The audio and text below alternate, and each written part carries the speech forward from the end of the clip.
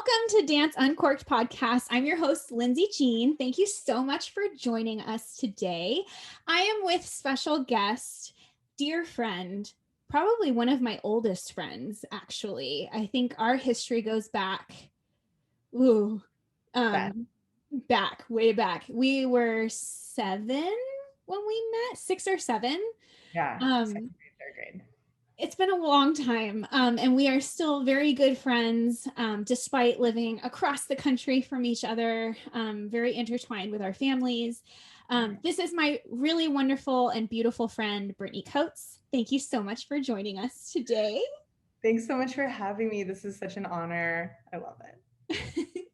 Well, today I wanted to bring Brittney on to talk about some things, especially some of the experiences that she's had in the past as we grew up dancing together. We grew up dancing in the same studios. We kind of, it's this like running joke that we like just followed each other, like wherever we went, like we went together, which was kind of true. And I think our parents are actually responsible for that. Like they made a pact, so like we had to like just do it, which is totally fine. It worked out in our favor, I think.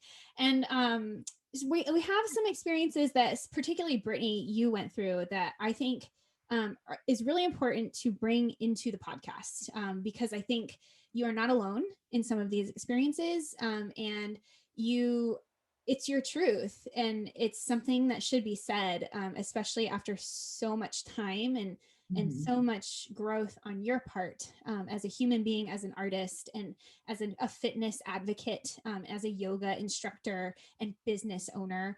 You have so many things that has come out of all of this. So it's I think it's more of a story of a hero. Like it's got a heroic ending, or it's not even your ending, but it's like it's got this heroic like message entwined and woven into the fabric of like your experience from when you were a child in dance in particular. And I'm just so happy you were willing to come on and talk about it, because a lot of it I know, because I was next to you going through a lot of this with you. It wasn't easy. So thank you for being here, being open to talking about some of the things that you will touch on. And I hope that our listeners benefit from this and really open their minds and their ears about some of the experiences that you've had, in particular when it comes to your body and dance. So before we get into all that, though, I think we need a glass of wine. That's necessary for this conversation. And today you picked out the wine. Let's cheers. Cheers. Yeah, cheers. We can do this again in person soon. I know, right? That's very good.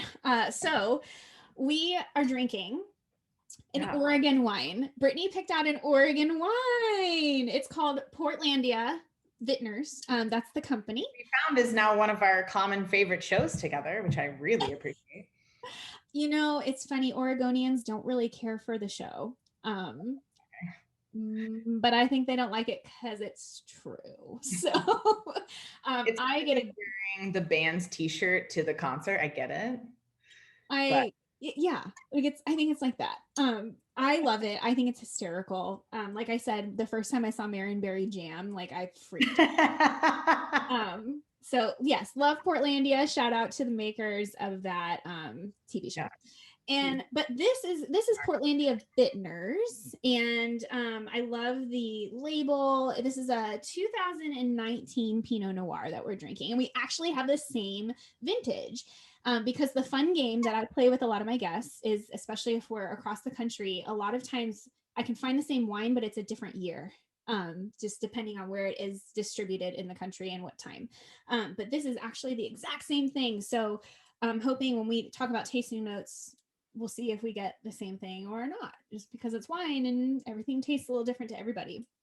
But this company was founded in 2008 by a guy named Damian Davis. And I have a little soft spot for Damian because when I was reading the history of how, Portlandia was founded, he was really inspired by his cross-country trip from Florida. So he moved also, like me, from Florida to Oregon. And on the way here, he just kind of fell in love with the Willamette Valley and just the wine country here and was super inspired by it. Couldn't get it out of his mind. So he opened his own opened his own wine company. He doesn't have a vineyard, but they outsource from different vineyards across Oregon. So this is actually coming from, like, this Pinot Noir is actually a blend of Pinot Noir from a couple of different places throughout Oregon. And it's they partner with these vineyards, and the vineyards that they're partnering with are in Yamhill, Carlton, Dundee, and McMinnville, which are major wine country, like top-notch wine country regions here in Oregon. So it's exciting to drink something like this. I did that on purpose. Yeah, it's really great. They source the grapes and then they produce it. So they don't have a vineyard, they don't have a tasting room you can visit, but you can pretty much find this wine anywhere. It's sold in a lot of grocery stores. They have a very strong distribution.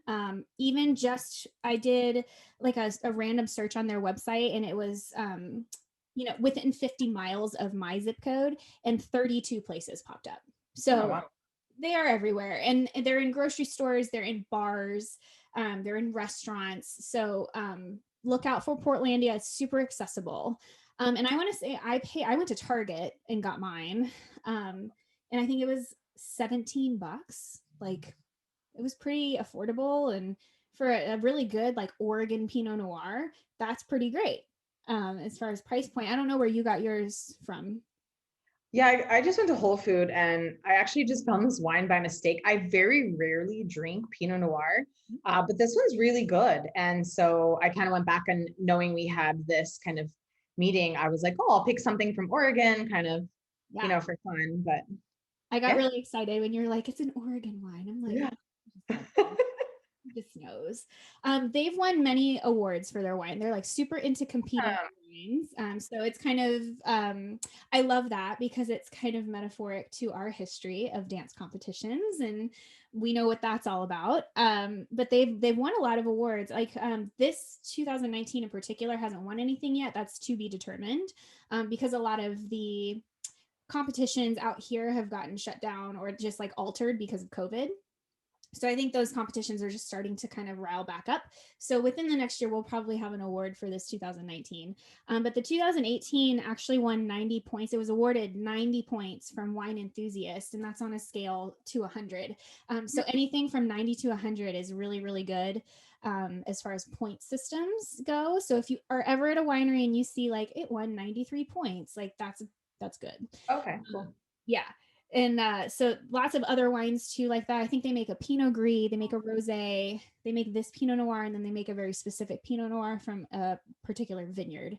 And they have that vineyard name on the label as well.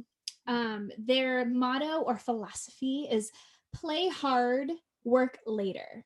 So I love that they are just kind of they want this wine to just be enjoyed. Like, it's supposed to be enhancing your everyday life. If you have a good moment in the day, I think Portlandia hopes that their wine is a part of that moment. So it's a really like low key, super fun, affordable, accessible wine. The tasting notes say that you're supposed to have, you're gonna encounter some cherries. You're also going to come across some hints of nutmeg and cedar box, which is, I love the cedar box because I was like, ooh, I love like me some like funky wine sometimes, or just like those little aromas that you can just catch like right at the end. It's really nice. Red plums and a solid core of acidity. So when did you become such a sommelier? I love this. I mean, I'm working. Cool. I am not. I love wine. It's just so fun. Yeah. I mean, I get it. I wish it sounded as good as you though when I talked to you. I mean, you just moved to Oregon. You will become. Cheers. Well, let's see if we can taste these. Cheers. Okay. Let's see.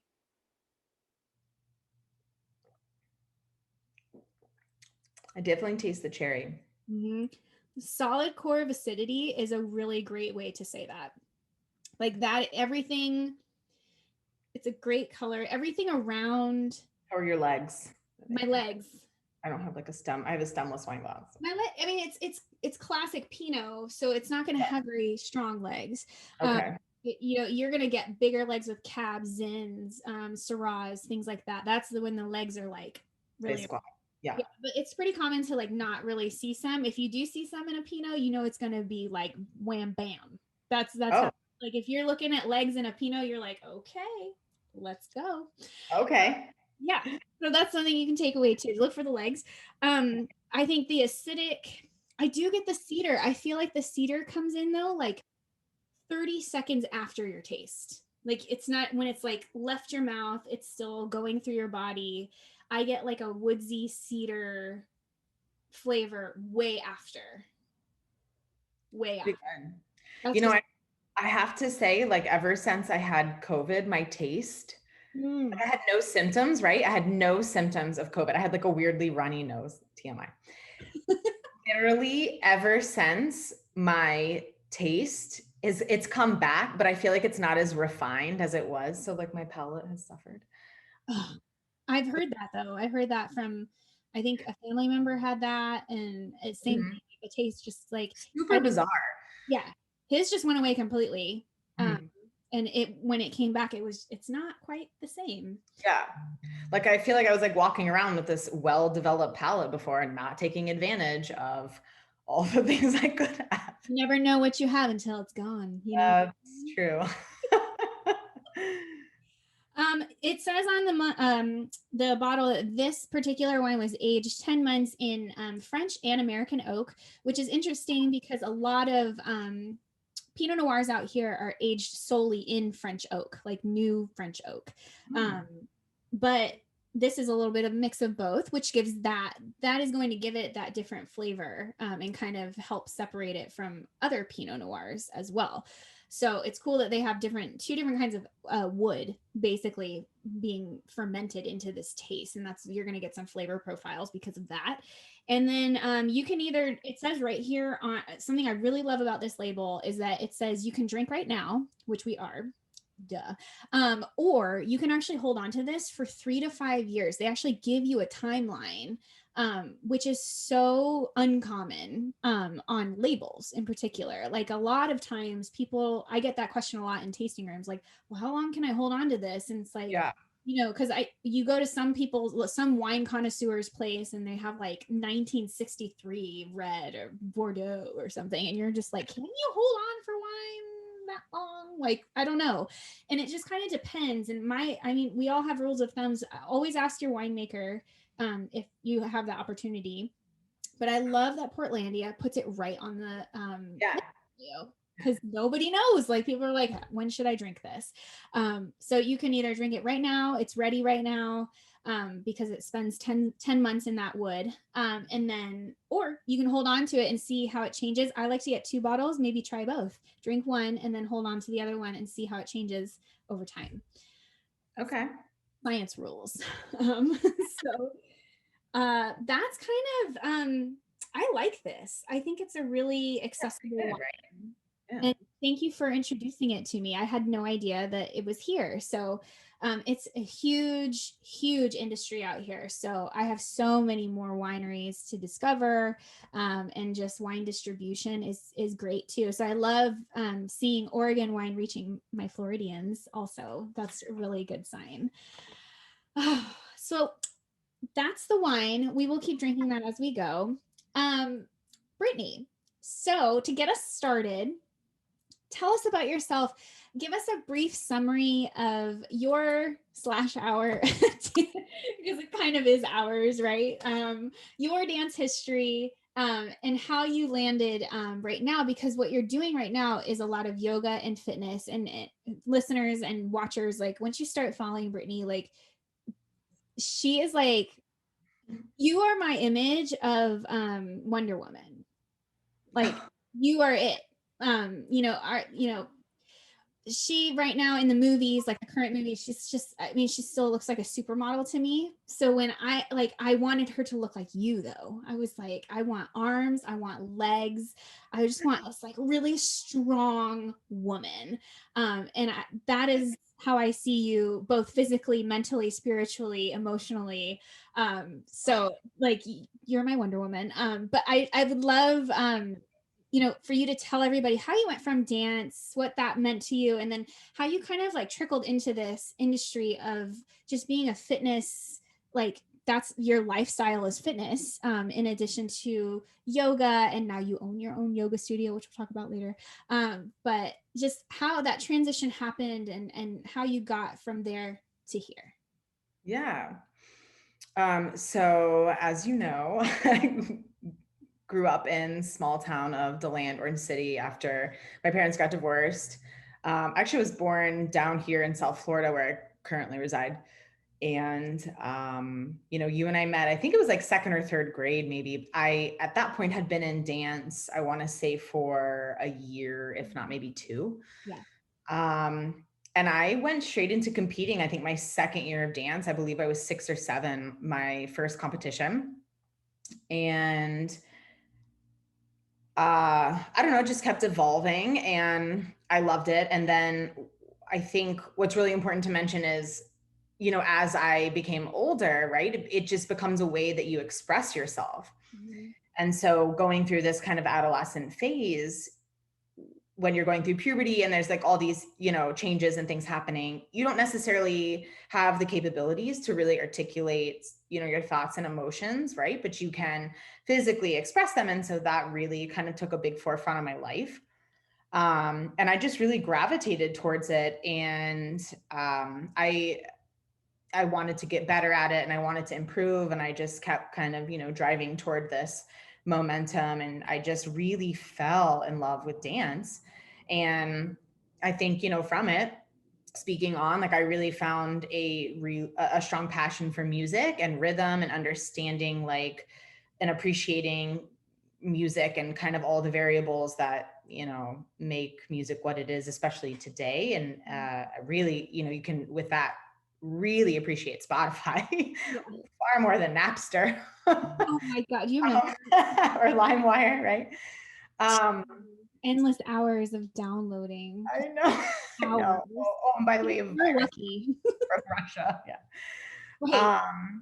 And then, I moved away. I went to college in Tampa at USF, and then I moved down here for grad school. And I never left. And, during the end of grad school, I knew I really didn't want to I was studying psychology. I didn't want to do clinical psychology.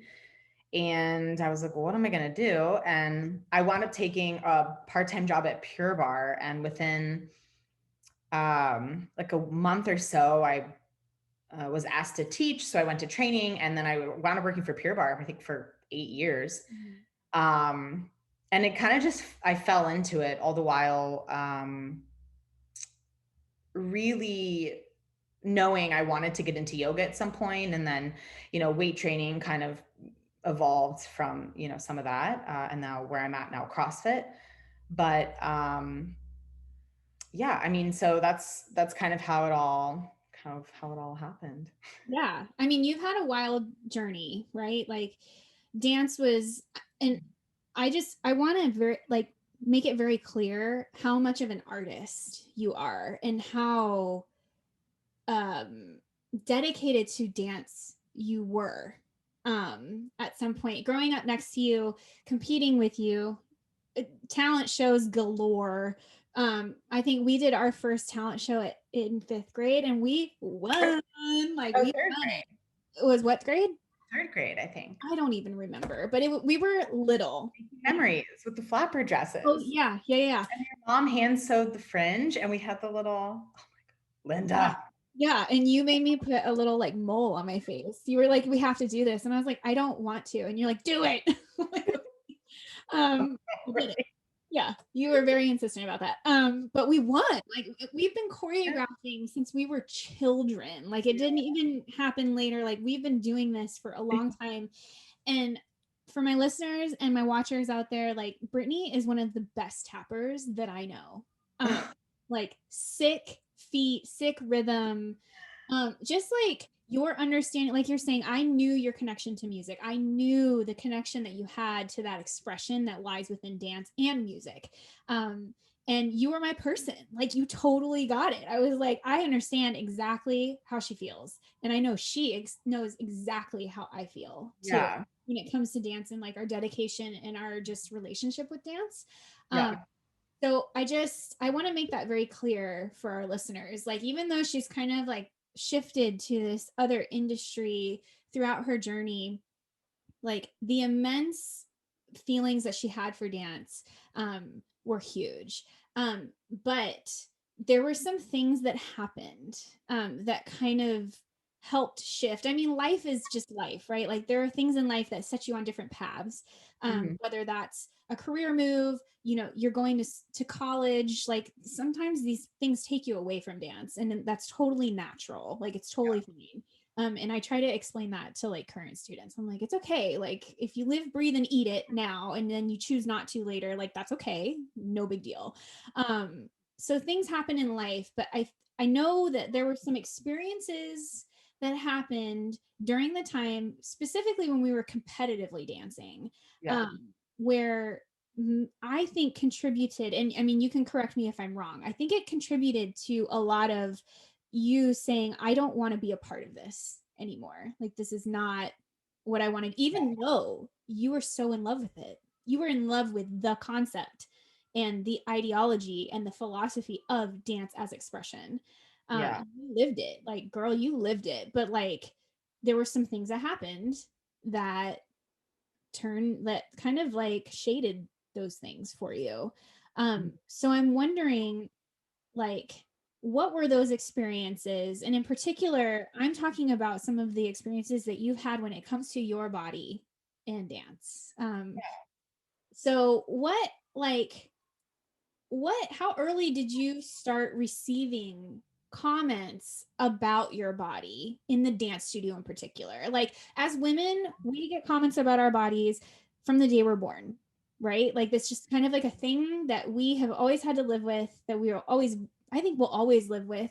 And I'm so excited about the progress that we've made as women, and like how we stand and how we like Yeah. our expectations from the world as far when it comes to our bodies. But in particular, dance is another animal. And then layer on top of that competitive dance, there's another animal there too. So these comments and this experience that you had, like when it came to your body and dance, like how early did that start for you? And did it either happen like to you, or like did you hear about it from like the roundabout of the studio gossip, or like another parent or another peer? What was that like for you? Mhm. Yeah, I mean, I think in short, I don't remember exactly. I do remember there's more like emotional memory kind of connected to it.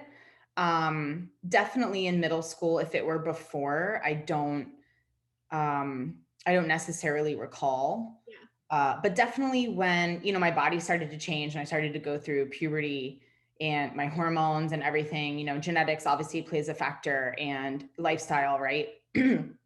um, I definitely started to hear things in middle school. And they weren't, it wasn't like direct, like to my face, like a comment. It was very sometimes like tongue in cheek, right? Mm-hmm. And so as a 13-year-old, you're trying to process, like, wait, what are they saying, right? And so you kind of can interpret it in your own way, but also like there's definitely some validity to it. Yeah. Um, and so I think, and especially it really, I think the biggest takeaway was it made me hyper aware of, I was just different than a lot of my friends. Like a lot of my friends were size 2, 4. I went one summer and I gained like 10 pounds or something. And I was like a 6 and 8 and came back, 8th grade, going into high school. Like my body looked different. I had a butt, I had legs. She has a Um, really nice butt, guys. Like, we I'm just gonna can say we that. can talk about that actually. She has really nice everything, but like that part right there always has had a nice, like, always. Yeah, but I mean, even like going back to originally what you were saying, like I remember walking down the halls of our high school I'm like, guys just like grabbing my ass. And like, I've been sexually harassed on job interviews, like, Oh my God. Do you know So how many like things I think back on now that I'm like, yeah, I could like I could sue that person. Like right. really, I could sue that person for what they said to Mhm. me. Not even Yeah. what they did, what they said. You Mhm. know? Like it blows my mind. Yeah. What we know now Yeah. versus back in that moment.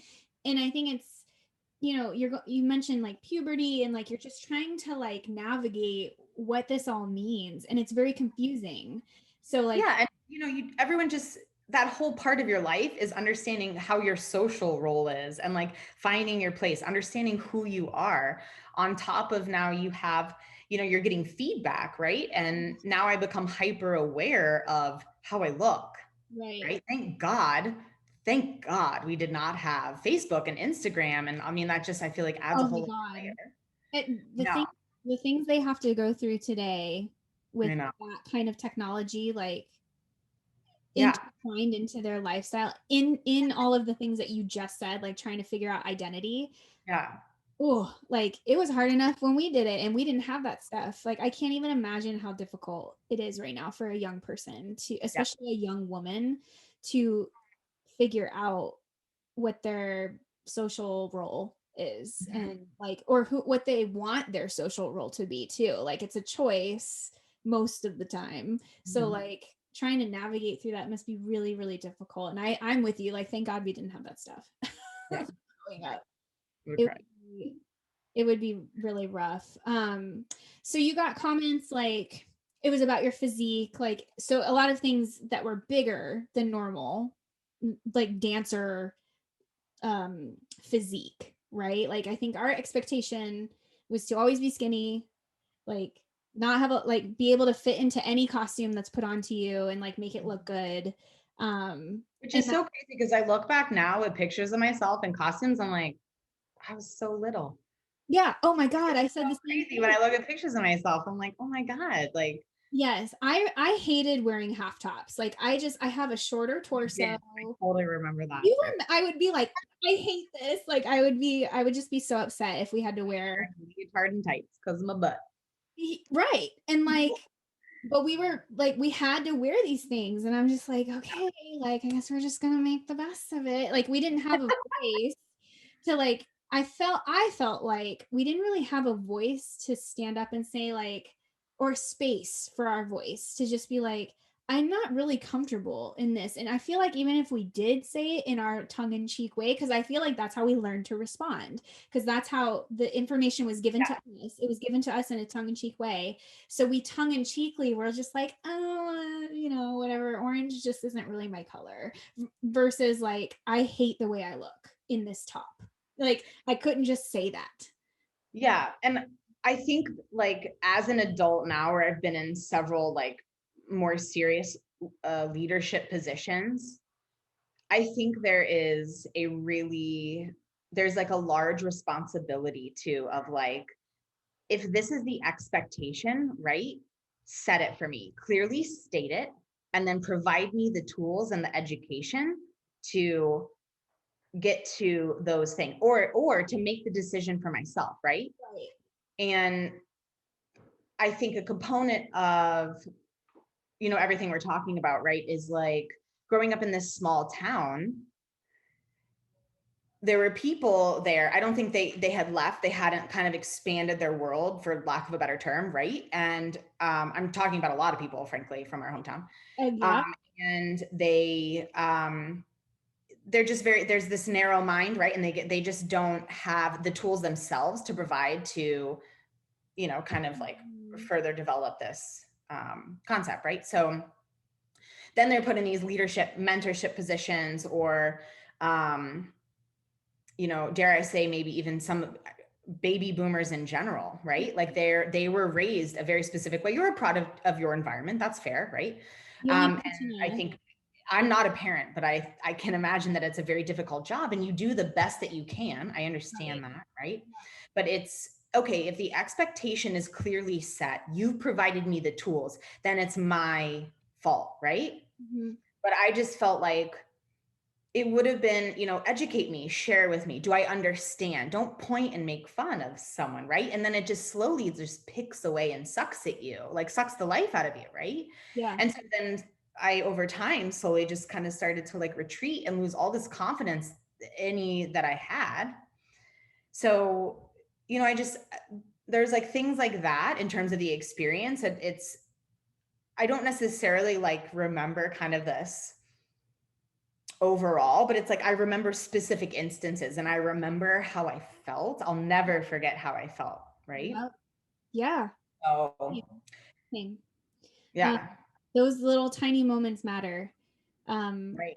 and I love like it stays with you for a long time. So I'm Yeah, wondering now how those comments, like, we learned how it affected you as a child, which you're in a very, like, your brain's still developing, your body's still developing. As a human being, like, you're maturing in a very specific and biological way. But when you're an adult now, mid 30s, we're negotiating careers and we're in more higher leadership positions. Like, we've yeah, gotten to certain places in our lives, we've made different steps in our lives. We're both married now. Like, we've done certain things in our lives that are really meaningful, but these things linger for a long time. yeah. And they, how does that affect you now as an adult? And in what ways do you find these, like, things that bubble up for you again? Mhm. So I think at one point in my life, I think it was my late 20s, there just was like a click and there was just a very significant turning point. And because I had went through all this um, experience with not only just dance, my home life, my parents, and just trying to understand certain things about who I was, relationships, my parents, like there's like a lot of moving pieces here. Mhm. After coming out of grad school, I just felt very numb, and that I finally had this realization after starting yoga, frankly, that I just hadn't really like felt some shit. Right. And I just one day made the decision I wanted to like feel some shit and just move through it. Right. And I can't tell you, I think I was like 26 or 27.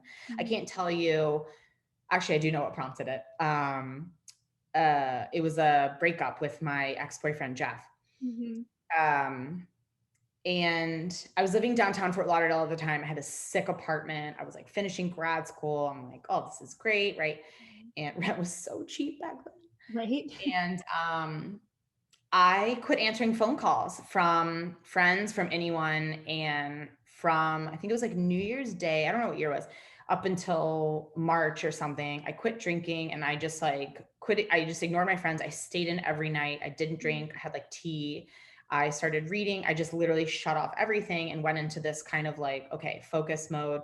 I have no idea why I did this, but this became such a very profound moment in my life, and I started running. Mhm. Right. And so I was in grad school one day, and long story short, this girl goes, I can't run with music, it's too distracting. And I'm like, a light bulb went off in my head. Right. And so at the time I just started yoga, and it was like all about breath and movement. Yeah. So that Sunday, 3 or 4 days later, I went out and I ran like 6 miles, like just, I was like, holy shit, like that was it. It just was a click. And I just started running every day. Like I would stay in, go to bed early, to get up early, Mhm. to go run the next day. And I was running 6, 7, 8 miles a day, Wow. through Victoria Park, Las Olas, A1A. And I loved it, right? I solved all the world problems during this time. So much clicked. And I started to develop this healthy relationship with fitness, and I started to really understand, right? So from there, I was like, okay, well, how do I eat to run better, right? And so then I started to get into nutrition and understanding macros and all those things. But it was really during this time that I started to have all these aha moments, um, really from inspiring from yoga, because when I first started yoga, there was this one part in the studio that I would go to that didn't have a mirror. Mhm. Right. And the rest, huge studio. The studio would fit 100 people. Right. And I would go to the one side that didn't have a mirror because I didn't want to be distracted. I just wanted to not think about how I looked. I wanted to not see what anyone else looked like. I just wanted to like be on my mat and focus, right? And from this, I started to kind of learn how to meditate. Well, funny enough, I put two and two together, and I'm like, oh, I've been meditating since I've been,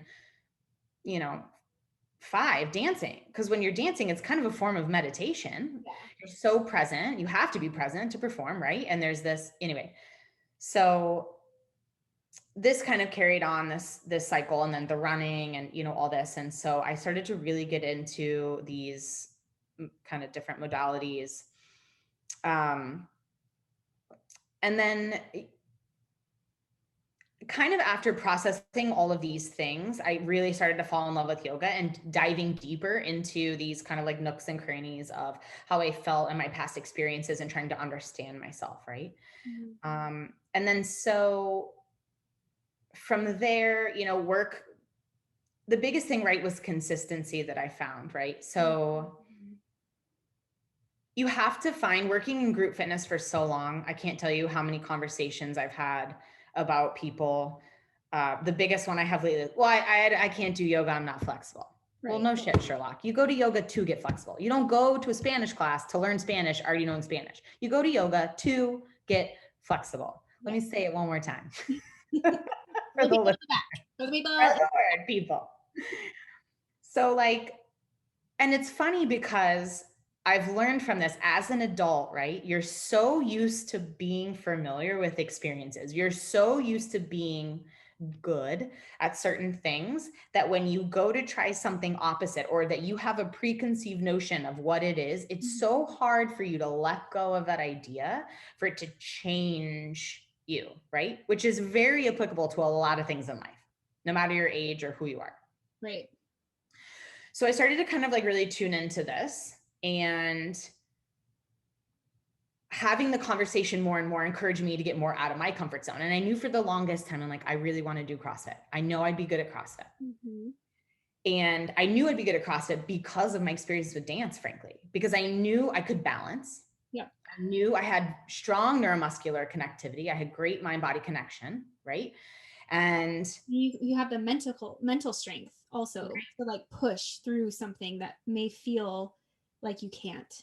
Yes. Yeah. So when I got into CrossFit, it just was like a game changer. And I think from, that point, it really started to change how I looked at my body, other people's bodies, the idea of women's bodies, men's bodies, what they're supposed to look like, kind of in general. Because prior to that, I was going down this negative hole, and I was really judging people. And it finally dawned on me, well, it's not them, it's me. Mm-hmm. Like, I'm projecting, like, I'm not happy. Like, there was like 2 years of my life, I wouldn't wear shorts because I hated the way my legs looked.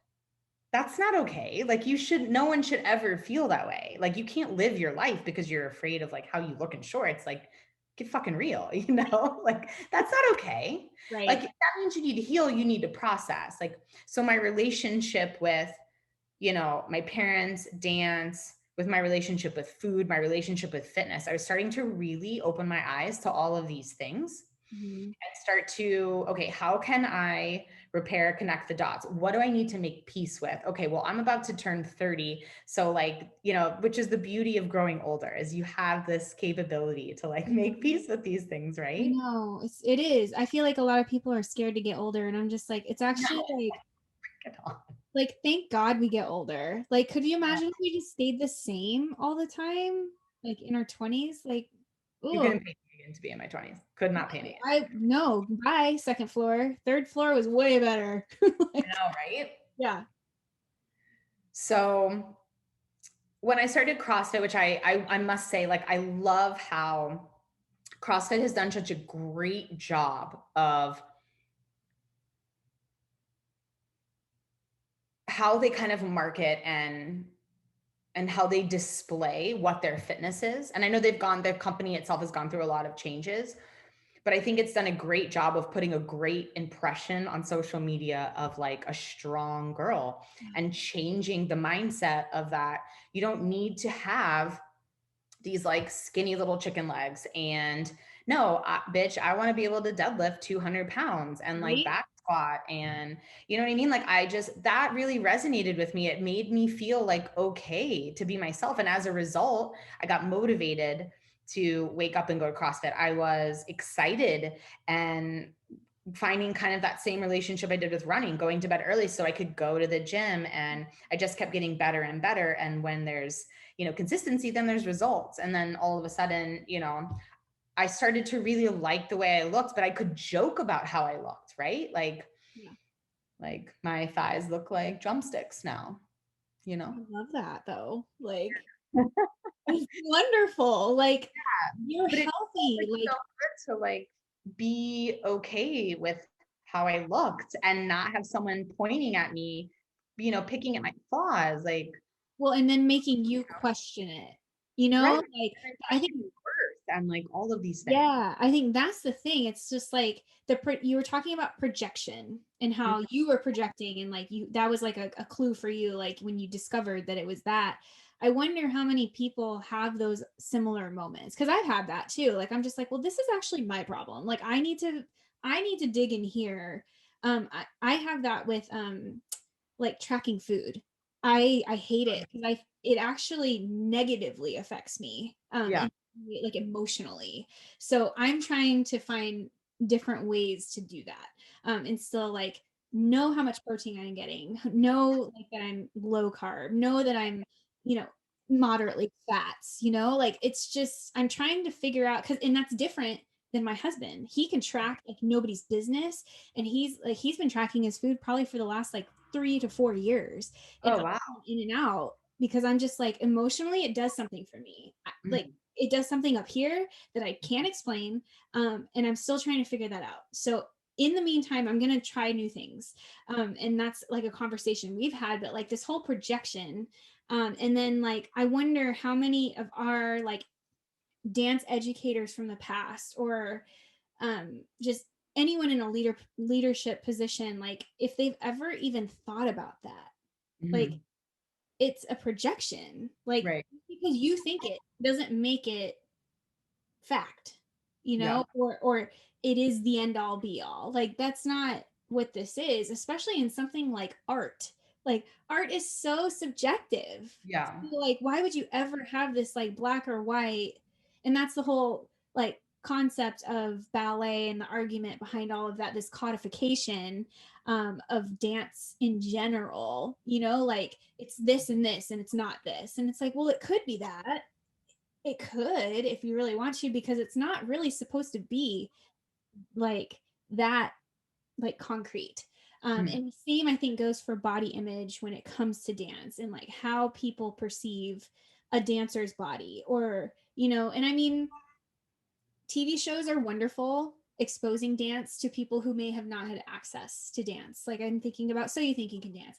I'm thinking about Dancing with the Stars. I'm thinking about so many cool TV shows that expose dance, but it can also be so dangerous because all of those dancers look a certain way for TV. Like it's just like, but that just because you don't look like that doesn't necessarily mean that you're not an artist or a dancer.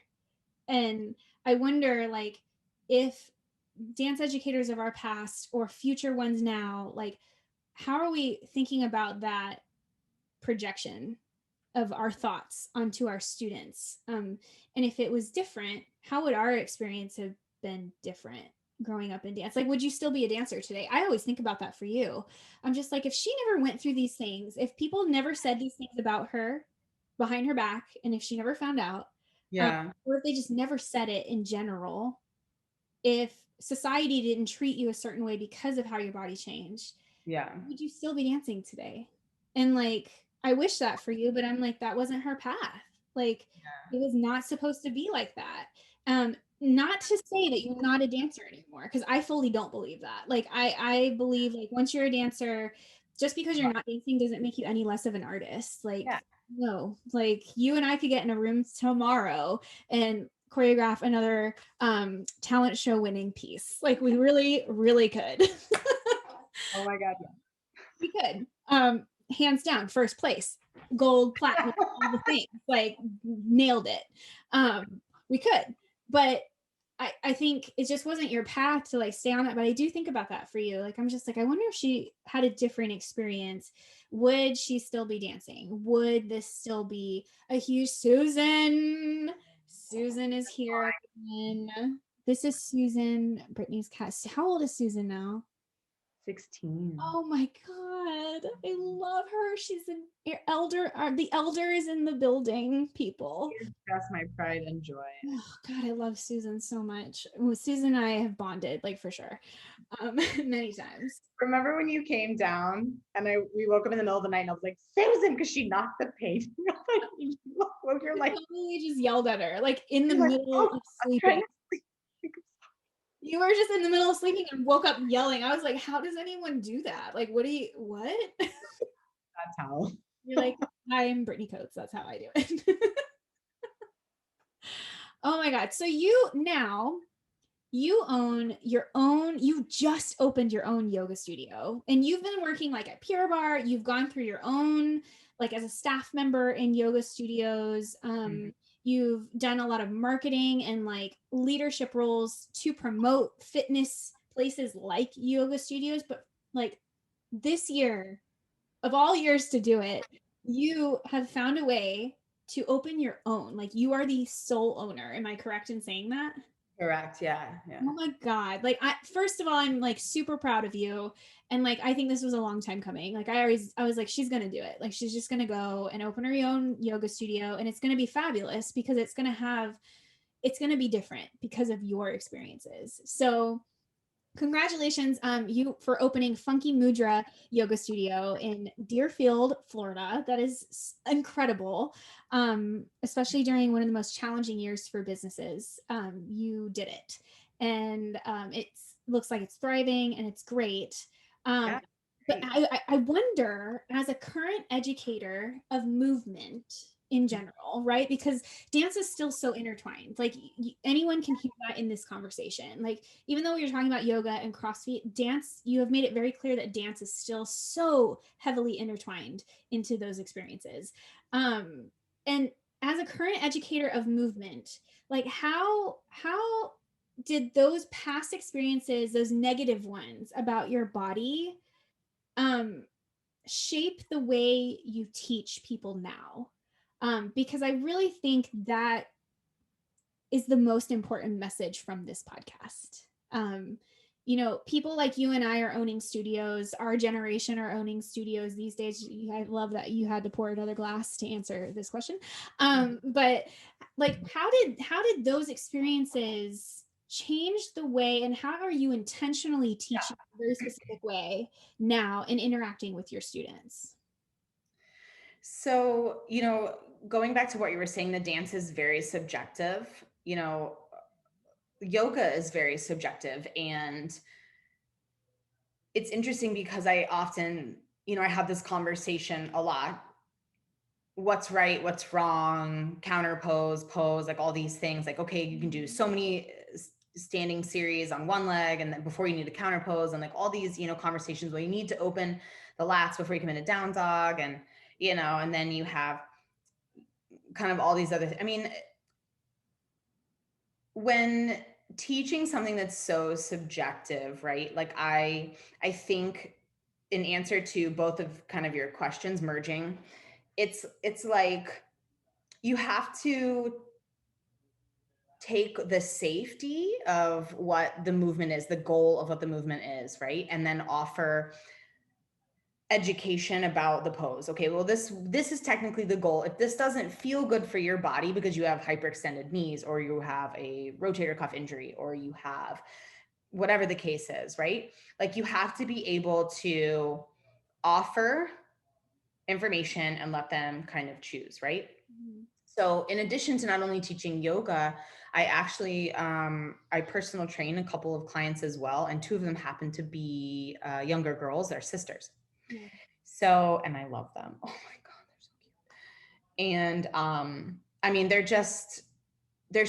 very smart. Like they're just so much more together than I ever was at their age. Dear Right. God. When you run into like young adults and you're like, Great oh, parents too, I gotta say. their dad's an corporate immigration attorney, and their mom is um, like a delivers babies. Oh, okay. And so these two girls, and they're just great people on top of the fact that these two girls have literally the world at their fingertips, right? And so I've been training them for a year now, and we have like a great relationship rapport. And it's funny because there's moments I see myself in them, right? Because I grew up an only child. And until I had like stepbrothers, Yeah. there were certain things and like I couldn't say or do. It was like, oh, like, and I kind of see those moments in them, and it's very endearing, right? Because they're so like sweet and kind of innocent. Um, Although very, very smart, but they're also like, I use the approach just from my experiences of like, I'm gonna educate you. Here's what you want to watch. Here's what you want to do. I kind of like approach my language with them as if they're going to take what I'm telling them or how I'm training them into college, into the future, right? And so I talk a lot about, this is what you could do. This is also what you could do. You have to make a choice. This would achieve this goal. This would achieve this goal. If you're looking for, right, 5 simple things that you can do effortlessly that will overall, help you: drink a lot of water, eat 1 dark leafy green a day, have some protein powder just to help build muscle, like watch your sleep and recovery, don't eat a lot of refined sugar, keep it simple. It doesn't have to be this big extreme thing, right? But like, and so then I provide them with, okay, tools and places to look, to read and go, because I think that's how they learn and respond. They're very numbers driven. Yeah. So I've kind of learned, right, to kind of like have that work to my advantage / their advantage. Yeah. Because really that's what it's all about. Fitness is a lifestyle. There's no end point to fitness. You have to find what you love, because then you're going to be consistent and then you're going to have results, right? But what's important is that you move your body and that you understand why you need to move your body and what happens if you don't, and what happens if you eat like shit, and what happens if you eat to perform. Right. So it's not like I'm giving definitive statements, but I just try to educate them so they at least have choices, because I think that's just something I was never given that I wish I had. And so I treat it as such, Well, and I just want to like clarify too, what you're doing is individualizing their learning in the way Yeah. you teach. Like you are accommodating to their way of learning, which I don't know if that was Yeah. even a thing. No. Like when we were young, it was like, this is how you do it. If you can't do it, there's the door. Right. And it was just like, well, that's not how I teach now. That's not how you're teaching. Like you have to offer. I have a great professor who said you have to offer like 5 different ways into the party. There can't just be one door. Like you can't just say you have to come in through the front door. Some people might be more comfortable coming in through the side door. And Yeah. like you just have to offer different ways into the party, but at the end of the day, they get to the party. That's the goal. But you don't have to force them through one way of doing it. So I just wanted to like acknowledge that you're also like, because of your experience of like a very narrow pathway and a very narrow mindset that we were talking about, just a small town, like it's kind of what happens. Yeah. You have now like found a way in your own like communication with your students who you're basing like a long term, like your education is long term, it's not in the right now, and then Yeah. you're offering different ways to the party, which Yeah. is Because who am I to decide for them what's best for them, right. And especially being at this age, they're still trying to figure out what's best for them. They're trying to get great SAT scores and go to a really good college, right? And that's what drives them. And I mean, like, who am I to judge that, right? Like, and frankly, that's Mhm. a great goal to have when you're, 16, 17, like, good for you, Yeah, I mean, I remember a specific moment where I was like chastised for me just making my own choices about what I wanted, Yeah. specifically in the dance studio. Yeah. That was a really bad day, and that will live with me until I go to my grave, probably. And I don't even know if the people in that room knew how much of an impact that moment Yeah, of course. Me. So I get it. And I love that you're doing that. And like I said, I think this is like the real message in all of this. Like we took all this stuff that was like super not okay and super Yeah. uncomfortable, and we turned it into this really like beautiful way to pay it forward. Like we're like, this is not the way we should do it.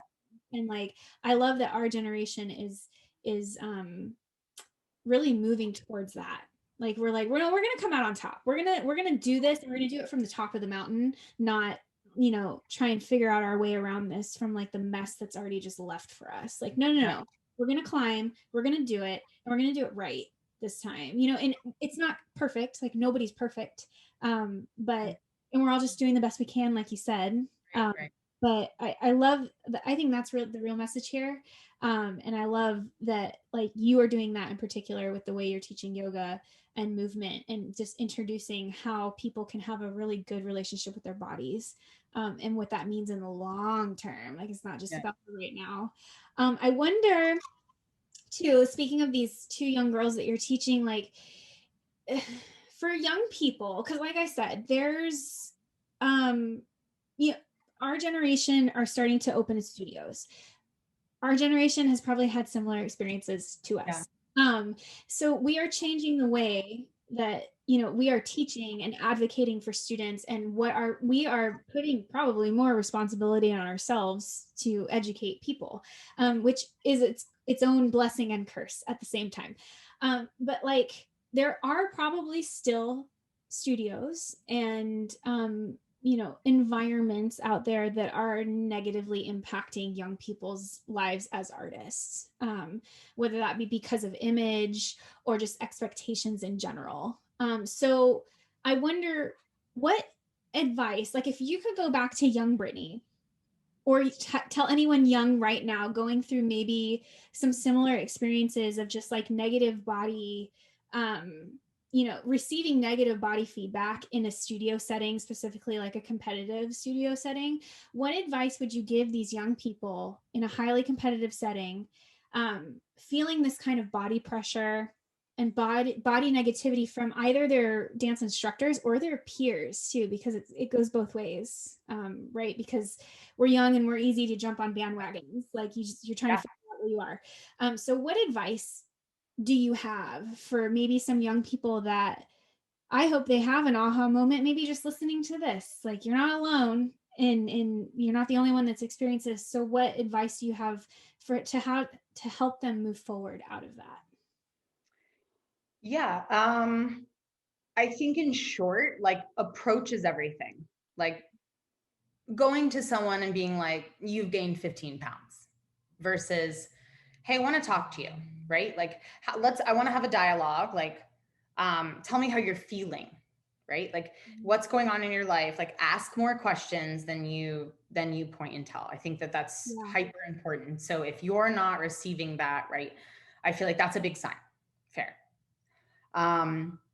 You know, this particular example really came to mind. We were at, I think it was a national competition, and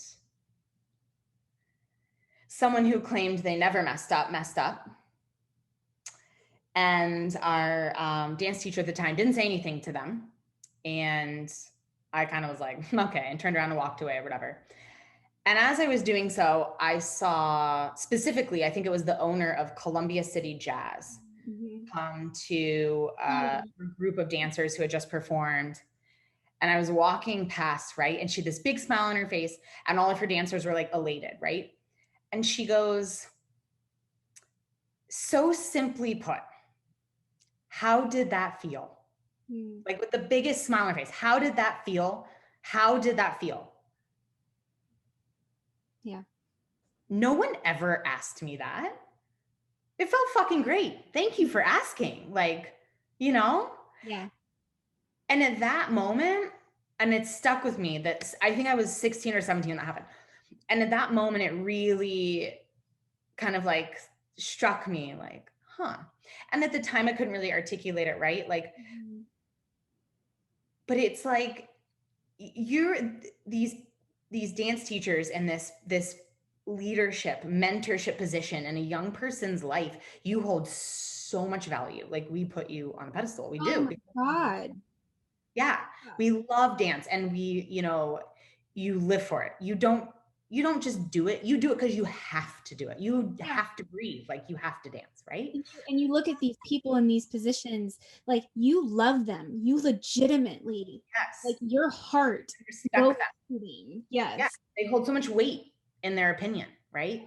Yeah. And so not too long ago, I watched I Dream of Dance, right? With Travis Wall's mom, Denise, right? Mhm. And I remember watching that, and like 5 minutes in, I think it was like a 2-hour documentary. I was like crying on and off the whole time. I'm like, this lady knows what's up. Like, Yeah. she was just so very, she wasn't their friend, don't get me wrong. Mhm. She was a leader. She gave clear, direct, specific direction, expectations, right? Yeah. But she was like comforting and supportive of their growth. Okay, now I'm going to give you the tools. And her, like, just seeing a dance teacher show up at like 3 or 4 in the morning to choreograph a solo, I was like, oh my God, like, lady, dedication. Like, you know, but it was like walk the walk, right? Right. You're going to talk the talk, like walk the walk. Mhm. And I feel like she really, in that documentary, at least, you know, I don't know her personally, Right. but she did a great job exemplifying, like, wow, I wish that I had had her as a dance teacher, because maybe things would be different. I mean, I don't know, but I feel like if, as a young dancer, if you're not getting this chance for a voice and a conversation, and you're not getting clear, direct, specific expectation, you know, go and ask, right? And if they can't have the conversation with you, or if it comes back in this way that it just doesn't feel right, because gut instinct is important, Yeah. right? Oh, That you need to find another dance teacher maybe, or yeah. you need another, you know, outlet or something, because although you and I have maybe had some negative experience, some people have had negative experiences and been able to work through them over time, right? There are people that it goes the complete opposite direction. Yeah. So, and it, or, you know, a lot can happen. You just never know who people are, what they're going through. But your dance teacher should love and support you, and you shouldn't go home and cry in the shower every night. You Nope. shouldn't compromise like all of these emotional, you know, feelings that you're having just for the sake of it's dance, you know, Well, like. and I want to shout out both of our mothers right now, because Janet and Linda, I mean, they were the first ones to like come to bat I if know, yeah. anything was awry.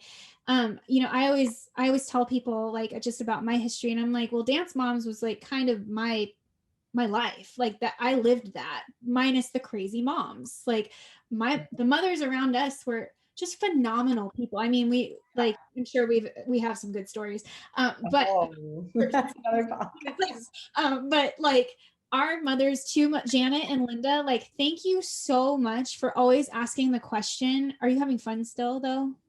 Because Right. if the answer is no, then we're just gonna go. Like Yeah. it was always just that.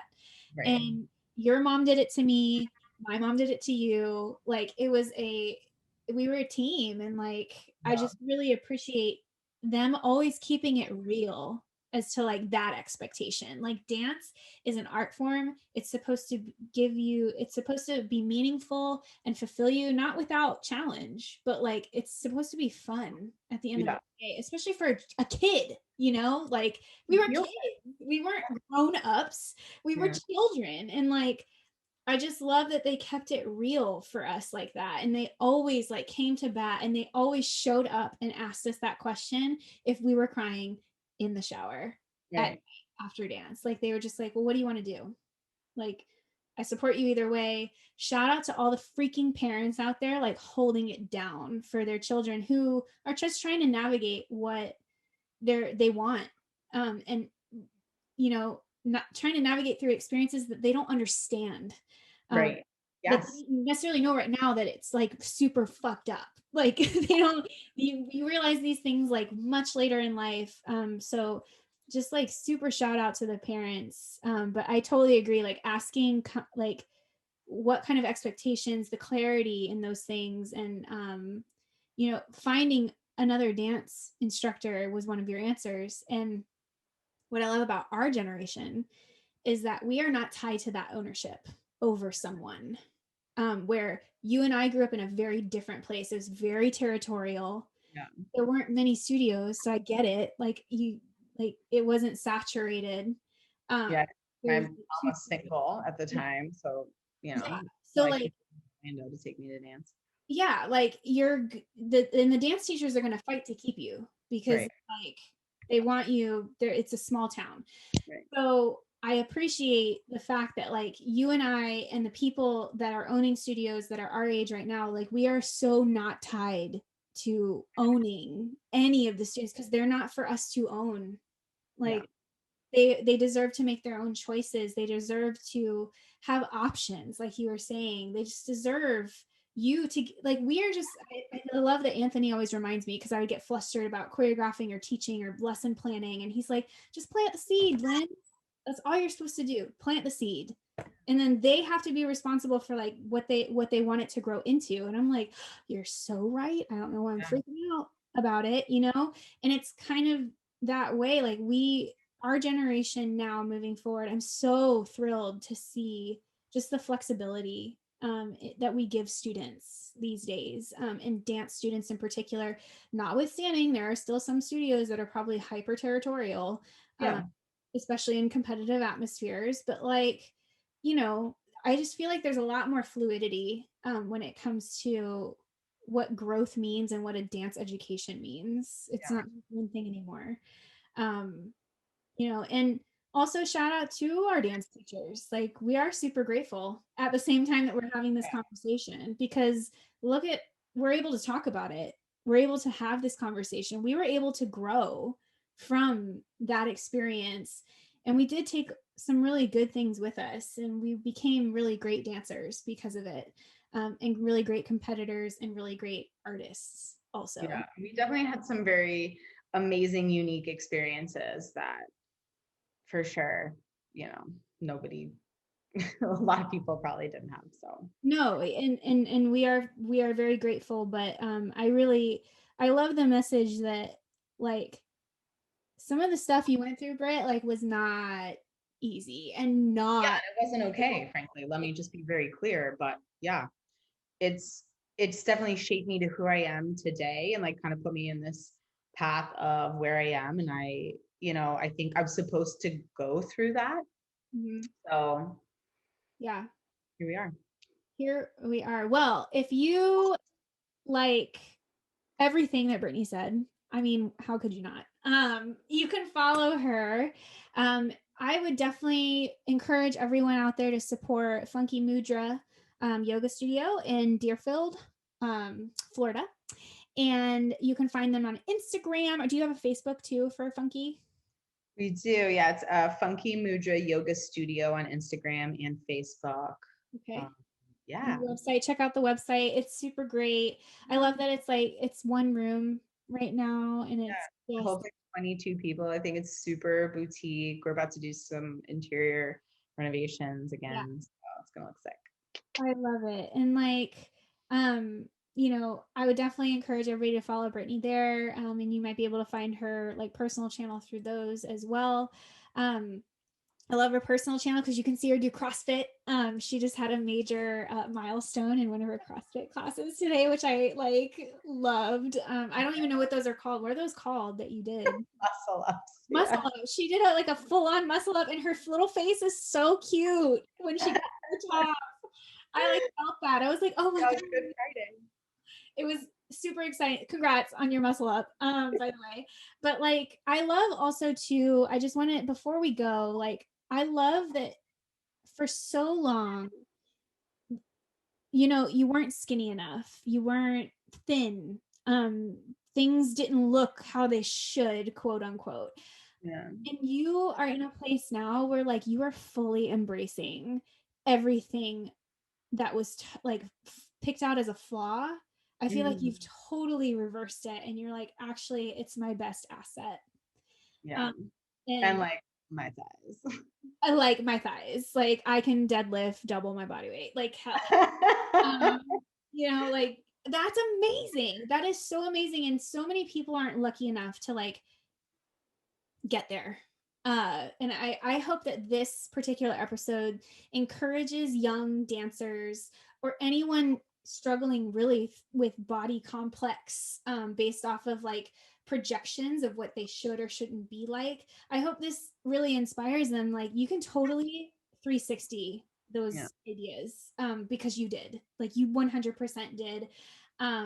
You embrace, like you're so strong. I can't even get over how strong you are. Like you're super goals for me. Like every time I squat, I'm like, I have to like get to Brittney. I need to get on Brittney's level. Like I need to get there.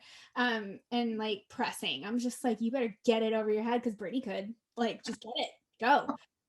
You gotta keep up. You gotta keep up. But like, I think about those things and like, you're a super big inspiration to me. You are an incredible role model to me. You're sis. I like we might go senile in a nursing home together one day. I wouldn't be surprised if that actually happens. But I really respect you and admire you for so many reasons, you know, that we can't even fit into one podcast. So thank you so much for being here and just being open to sharing some of these things that were probably some of the hardest times in your life. And really impacted you in a very large way. And I just love the growth and admire who you are now and who you will be also. So thank you so much for having me. You know, I think the world of you, Lindsay. You're amazing and a beyond amazing dancer and choreographer. And I am so happy that you have, frankly, kept dancing for the both of us. And it's been great to kind of follow you. And I love that you're just like living your best life in Oregon as a sommelier. just yeah, right, like I'm getting there. Maybe that's the next thing in my agenda of all the things I want to do. You're there, girl. Well, cheers to you. Cheers to you. I love you. I love you too. And yeah.